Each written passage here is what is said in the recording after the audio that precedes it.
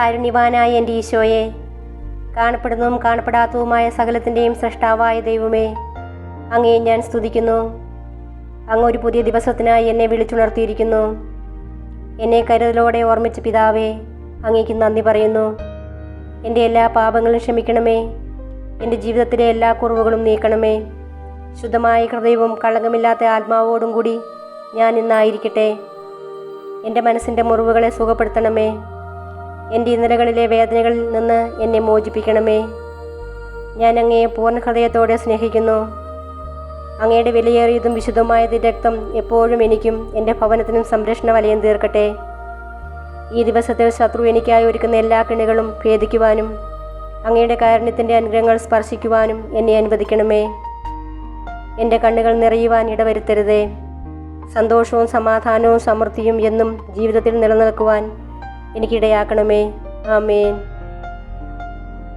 സങ്കീർത്തനം 113. ഉന്നതനും കാരുണ്യവാനുമായ ദൈവം. കർത്താവിനെ സ്തുതിക്കുവിൻ. കർത്താവിൻ്റെ ദാസരെ അവിടുത്തെ സ്തുതിക്കുവിൻ.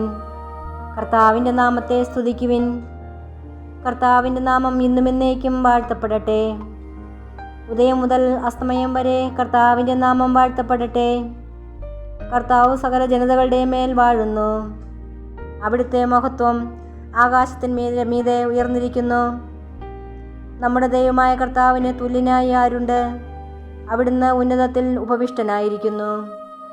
അവിടുന്ന് കുനിഞ്ഞ് ആകാശത്തെയും ഭൂമിയെയും നോക്കുന്നു. അവിടുന്ന് ദരിദ്രനെ പൊടിയിൽ നിന്ന് ഉയർത്തുന്നു. അഗതിയെ ചാരക്കൂനയിൽ നിന്ന് ഉദ്ധരിക്കുന്നു. അവരെ പ്രഭുക്കന്മാരോടൊപ്പം, തൻ്റെ ജനത്തിൻ്റെ പ്രഭുക്കന്മാരോടൊപ്പം ഇരുത്തുന്നു. അവിടുന്ന് വന്ധ്യയ്ക്ക് വസതി നൽകുന്നു. മക്കളെ നൽകി അവളെ സന്തുഷ്ടയാക്കുന്നു. കർത്താവിനെ സ്തുതിക്കുവിൻ. ഇന്നത്തെ വചനം. അവിടുന്ന് ദരിദ്രനെ പൊടിയിൽ നിന്ന് ഉയർത്തുന്നു.